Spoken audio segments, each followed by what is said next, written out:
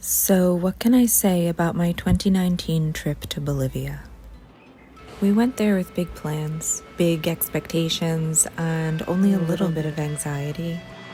The idea was to fly into La Paz, spend a couple of days visiting the witches' market, getting our futures told, watching the cholitas wrestling, then traveling with my friend's family to Coyana to participate in the dancing during the festival of Our Lady of the Rosary, visit Copacabana and Lake Titicaca and the site of Pumapunku so that I could be a huge archaeology nerd and rant about how much I hate ancient aliens conspiracies, fly to the Unisalt Flats, and if my luck held, maybe even pet a llama.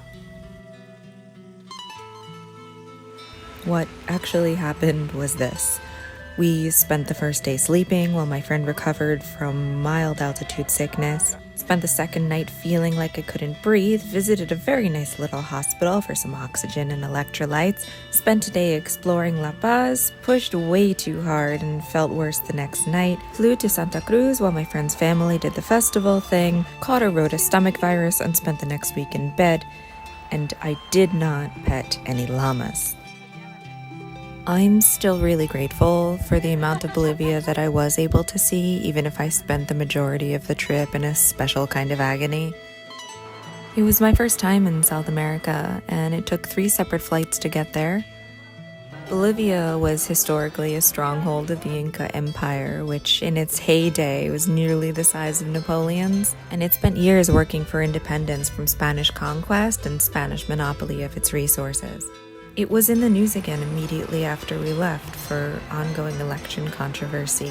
A strangely distant thing to hear about on the evening news, only weeks after we'd seen election billboards by the roadside and the police quietly observing large gatherings in the city square. La Paz is the highest elevation capital in the world, and from far away, the edges of the dried lake bowl look like dripped sand.